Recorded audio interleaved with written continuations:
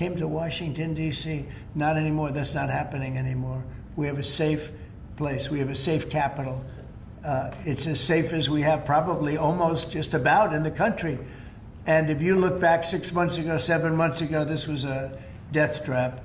You look back during the Biden, I mean, what they did, how badly they managed things. And almost all of these cities, most of these cities are Democrat run. And we don't care, Democrat, Republican, we're going to make them safe. So we have to save Chicago. It's very important. And you can't have a governor getting up and saying it's good when 11 people were shot over a weekend. What? The Insurrection Act, under what conditions or terms would you? Well, I'd do it if it was necessary. So far it hasn't been necessary, but we have an Insurrection Act for a reason. If I had to enact it, I'd do that. If people were being killed and courts were holding us up, or governors or mayors were holding us up, sure, I'd do that. I mean, I want to make sure that people aren't killed. We have to make sure that our cities are safe. And it's turning out, and we started with D.C. It's been so successful. Think of it. People wouldn't go to restaurants. The restaurants were closing. We were losing a lot of restaurants, as you all know. And now restaurants are opening and they're thriving. And I went 2 weeks ago and it was great. I'm going to go again.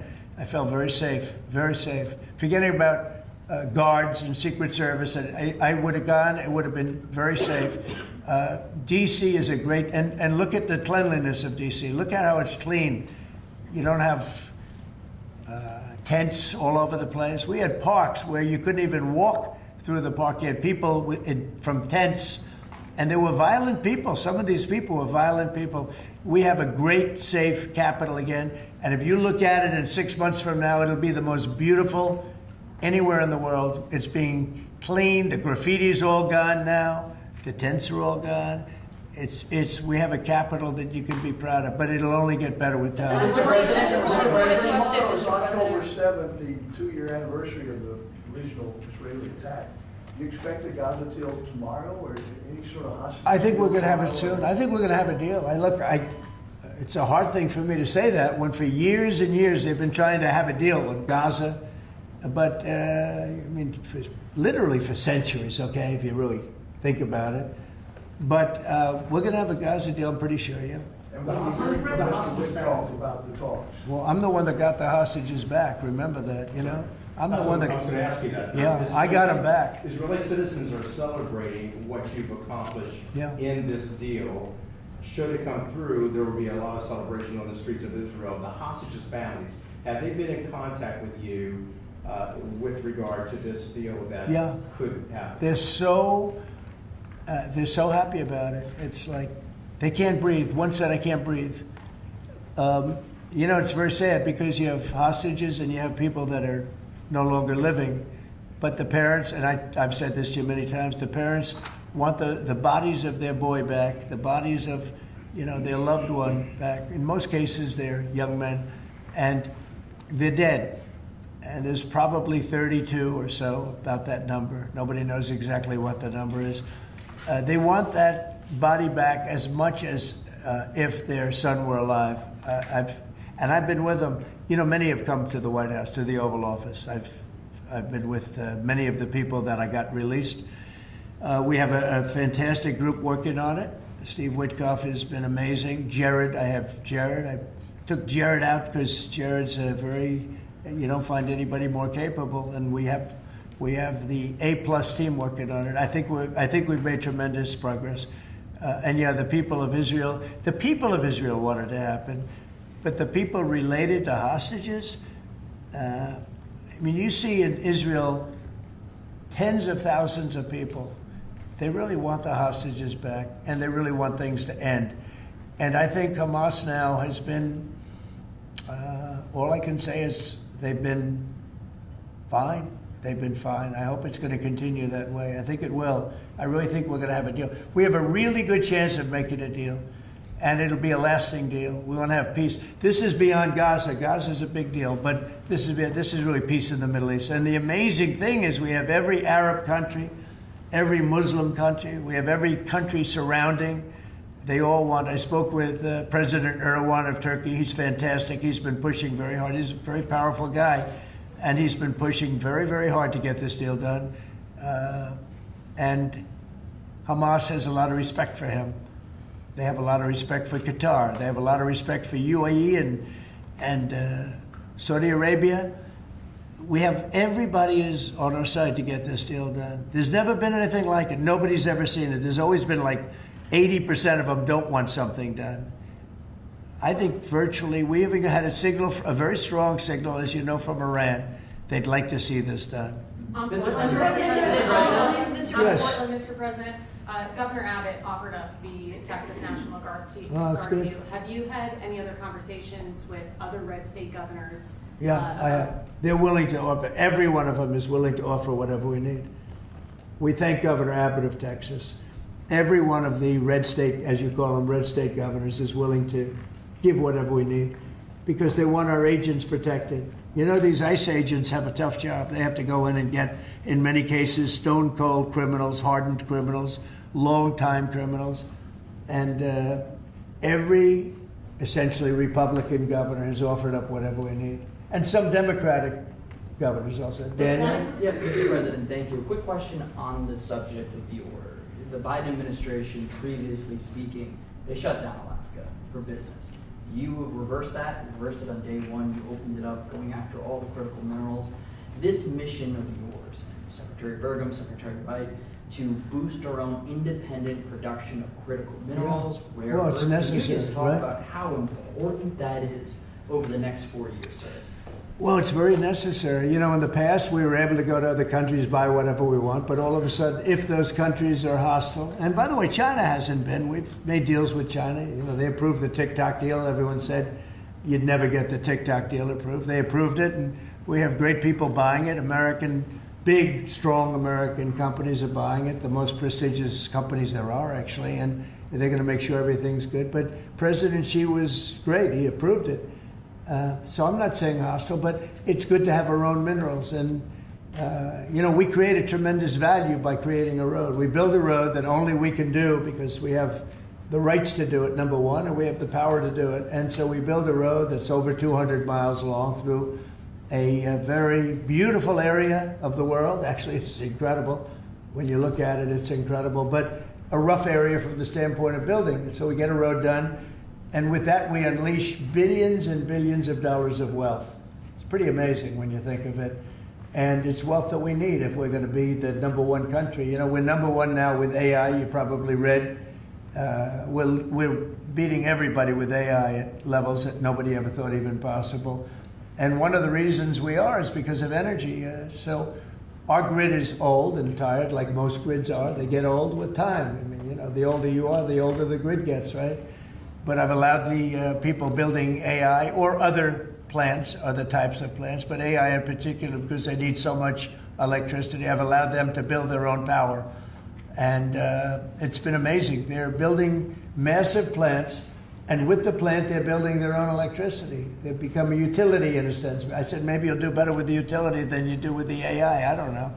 But we're letting them build their own electricity. So we don't have to worry about the grid. We don't have to worry about anything. And they're going to build it in such a way that if they have excess capacity, they're going to put it back into the grid. It's pretty amazing. So when they build, we're giving them permits to build their own electric power plants, and it's incredible when you see what they're doing. And because of that and other things that we're doing, we're leading every country. Nobody's even close to us with AI. And AI seems to be the big thing. I don't know. I can't tell you that. There are a lot of people building, and a lot of people have high stock prices because of AI. So a lot of people think it's great stuff. And I think it's great stuff. I look at it, it's amazing what it can do. In terms of medical costs, in terms of knowledge, it's basically information, and information at a level that nobody thought possible before. So we'll see. But they're building plants where you saw the one overlay that I did where, in this case it's Meta, one of their plants is essentially almost the size of Manhattan. And that's a building, you know, it's a building that covers Manhattan. So it's big stuff. And nobody's even close to us. We're leading AI by so much. Mr. President, yeah, go ahead, please. Since the start of your administration, we've seen a lot more Americans wanting to join ICE. And as we're seeing more attacks on them right now, what's your message to rank and file ICE agents who are trying to do their jobs, but Yeah. are facing 1,000% increase in attacks. I love your questions, you know, I like you. So who are you with? I'm with NTD. Very I was good. the one who got mugged. You were the one, that's what I thought. You got mugged. You're not getting mugged anymore. Not anymore. She was really, you're lucky to be with us with that deal that happened. I know all about that. Not anymore, though. You feel a different world out there, right? Totally. If you're safe with the baby nowadays. Oh, good. Well, you're safe now. You're not, nobody's going to be hurting you in any way. Thank you, Mr. President. Okay, thank you very much. Mr. President, on the Supreme Court today, Thank you. So the bottom line on your question, we're just going to make things real safe. We're going to have a country that you can be proud of, not a country that you read about every day where somebody gets mugged from behind or hit over the head with a baseball bat. Those people aren't with us any longer. Yeah, please. Mr. President, yes. Thank you very much. Thank you, Mr. President. On today's call with Lula from Brazil, Yeah. are you considering lowering tariffs after the call? Well, I had a great talk with the president of Brazil, who's a good man. I met him actually at the United Nations. I was going up to make a speech and I didn't have a teleprompter. I was walking up to my teleprompter. I said, you know, I don't have a teleprompter.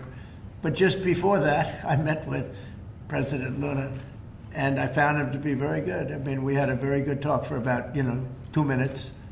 And then I went up to make a speech, and I was surprised to see. How would you like that one, Doug? I've got every leader in the world sitting out there.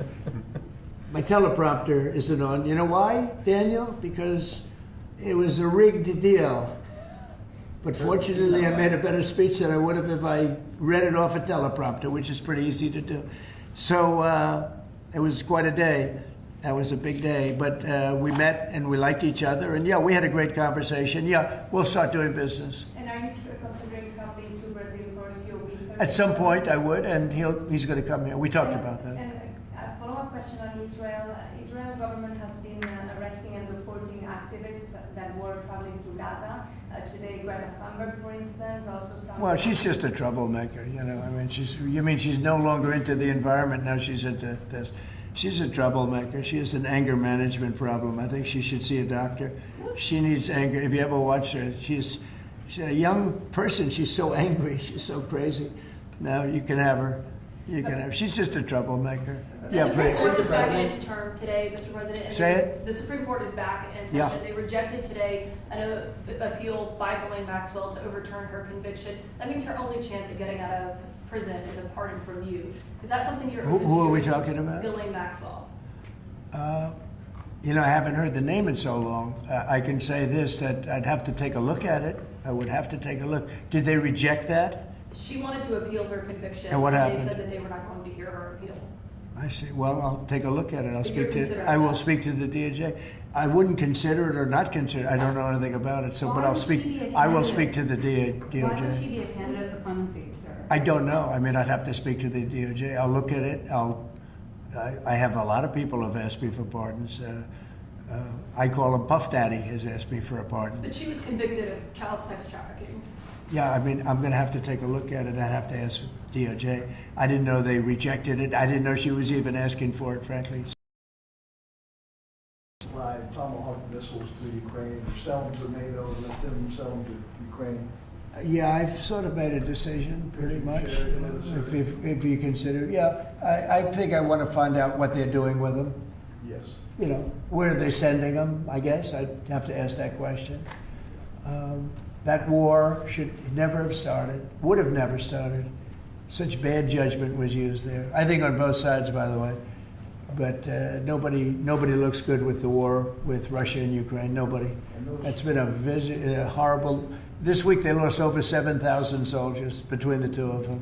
And those missiles, This is every week they're losing 7,000, 8,000, 5,000. they have a range of like 1,500 miles or something, and so they'd be able to. No, I know. No, I would ask some questions. I want to see what's. I'm not looking to see escalation. Yes. And tomorrow you're meeting with the Canadian Prime Minister. What's on the agenda for that, Mr. Well, I guess he's going to ask about tariffs because a lot of companies from Canada are moving into the United States. Everybody's moving back into the U.S. and he's probably going to be asking about tariffs. They're losing a lot of companies in Canada. They're coming into they left here. They left here 20 years ago when presidents that sat right at this desk weren't doing their job properly. They were probably good politicians, but they weren't good at business and they allowed these companies to leave. And all they had to do is do what I'm doing right now. And, you know, I'm not saying it's the easiest thing to do, but it is. It's effective. We're a rich country again. We're a powerful country because, you know, I've ended 7 wars. At least half of them was because of my ability at trade and because of tariffs. If I didn't have tariffs to throw around a little bit, you would have at least 4 wars raging right now with thousands of people a day being killed that aren't happening. We settled. You know, we settled 7. We're getting close to settling 8. That would be a big one. And that's something that could happen. But so I think he's coming probably to talk about tariffs because a lot of companies are leaving Canada to come into the U.S. And they're leaving Mexico. And by the way, they're leaving China. They're leaving all over the world to come into the U.S. And would you Nobody's actually seen anything like it. Would you shift your position on tariffs in response to whatever? Well, I mean, look, my positions turned out to, everybody said I'm right. They find billions of dollars that they didn't even know they had. Recently, they said they found billions of dollars and they couldn't understand. I said, check the tariff shelf. And they come in the next hour and they said, sir, you're right. It was from the tariffs. We're a rich, really rich country again. But more importantly, maybe influence. If I didn't have the power of tariffs, you would have at least 4 of the 7 wars raging. I use tariffs to stop wars. If you look at India and Pakistan, they were ready to go at it. 7 planes were shot down. They were ready to go at it. And they're nuclear powers. And I don't want to say exactly what I said, but what I said was very effective. They stopped. And that was based on tariffs. It was based on trade. Tariffs are very important for the United States. We are a peacekeeper because of tariffs. Not only do we make, you know, hundreds of billions of dollars, but we're a peacekeeper because of tariffs. Mr. President. On the shutdown, Mr. President, the shutdown that occurred during your first term lasted 35 days. Yeah. How long do you expect this shutdown to go? Well, you don't know. Look, I can say this, that it would have not happened except for the Democrats. The Democrats are very foolish. They've lost their way. And we have a new thing now when you look at, it's called crime. It's called absolute, as Biden would say, well, I won't say what he would have said. Remember when he said, it's a 3-letter word, no. Remember that one? Everyone say, what was that all about? He probably meant exclamation point or something after the word. But this is a 5-letter word, crime, C-R-I-M-E. And we want to put it out and are putting it out, and they don't. They don't seem to care about it, but they do care. I believe that Pritzker and this mayor of Chicago that like to say about they don't have it under control. Not only is it not under control, it's the opposite. And I believe they're afraid, they're scared for their lives. I believe that the Portland people are scared. You look at what's happened with Portland over the years, it's a burning hellhole. And then you have a judge that lost her way, that tries to pretend that like there's no problem. Actually, she's not even saying that. There's a huge problem in Portland. I'll tell you what the problem is, crime. Okay, crime. There's a huge problem in Chicago. It's called crime. And we want to put out the crime. And they want to inflame the crime. And why they want to, I don't know. But it could be that Pritzker is scared for his life. Yeah. You appointed that judge in On the Portland, Mr. UN, President. Do you have an update on the investigation into what happened to you at the UN last month? And also, what's your message to Americans who are concerned about your and your family's safety as you're very out in public? Yeah, I am out there. There's no question about it. Well, at the UN, we had a problem with the teleprompter. We had another problem that nobody has actually talked about. The people in the room didn't hear my speech. Did you know that? The people in the room, they didn't have any loudspeakers, and they didn't hear my speech. And I thought I made a really good speech. I mean, considering I didn't have the use of teleprompter, which is unusual. But I made a speech. I could have walked off the stage. I guess most people, Doug, I think most people would have just said, we'll see you in about a half an hour, right? But, you know, they obviously turned off I think they turned off the teleprompter, but there was a reason that it didn't work. I actually know the reason. They didn't let the teleprompter person into the room, okay, which is essentially the same thing. So I made a speech. It turned out to be a very good speech, got good reviews. I I went out to the audience after the speech. I saw my wife. I said, how good was that speech? Was that unbelievable or what? She said, I didn't hear a word you said. I said, what do you mean? She was sitting in the front. I said, what do you mean? She said, you couldn't hear anything that you said. The speakers were turned off. So I think that's pretty bad stuff, right? You know, especially since we support most of the United Nations. And yet I still want to keep it in New York, because I think the United Nations has tremendous potential. If properly run, the United States has tremendous potential. But think of this. I settled 7 wars. I never spoke to the United Nations about it, not one of them. You look at, and those were wars that were raging a long time, and in many cases. And I settled 7. I never heard from the United. They didn't help me. They should be able to settle the wars. I shouldn't have to be settling the wars. Yeah, please. Yeah, last week you signed the security guarantees for Qatar. Yeah. Do you see any role for the Senate in that? Would they have to vote on that? Or do you think Well, I wouldn't mind if they did. If they want to, they'd let me know. Nobody said that, but you know, Qatar's been very, very helpful to us in this process, and I think you'll find that. I think maybe the most influential. They're very influential, very strong. With Hamas, they're very strong, and Turkey's likewise been helpful. I mean, honestly, UAE, Saudi Arabia, everybody's been helpful. I just spoke today with the King of Jordan, and he's been terrific too. I can't think of any country that's been negative about this. This is why it should happen. I mean, everybody wants it to happen. And usually when everybody, including, I think, Hamas, and when they want it to happen, it's going to happen. James Comey is being arraigned on Wednesday, obviously after his indictment. Are you worried that your own statements calling for his prosecution could help him actually in his defense of this case? No, I think he's a crooked guy. He's a dirty cop. Comey, I think he's a dirty cop. He's recognized by many people to be a dirty cop and dishonest guy. So all I have to do is, I mean, I have nothing to do with the case. I just say, but you called on him, Bondi, to prosecute him and oppose him. No, I don't call anybody. You know what? I'm allowed to do that if I wanted to do that. But Comey's a crooked guy. He has been for years. And he got caught. Look, he lied. This is just a simple case. He totally lied. And then he confirmed the lie on, I guess, numerous occasions, or at least one occasion. He confirmed the lie. He said, that's what I said, and I stand by it. And you know, I mean, the guy, and he didn't say, to the best of my knowledge. He didn't say, well, I don't remember. He made a very definitive statement and a very important statement concerning him. And he got caught in an outright lie. And that's why a group of people, it wasn't me that voted, they voted to indict him. But he's a crooked guy, in my opinion, and we'll find out. The court's going to determine that in a little while, I guess. Yeah. You met with members of the Navy yesterday, Mr. President. Yeah, I'm going to do some farm stuff this weekend. You met with members of please. the Navy yesterday, celebrating It was unbelievable. their 250th. Can you talk about that? And as we get closer to America's 250th, you've initiated a prayer initiative as well. Yeah. Talk to me about both of those events and why they're so important, particularly the prayer initiative going forward to the...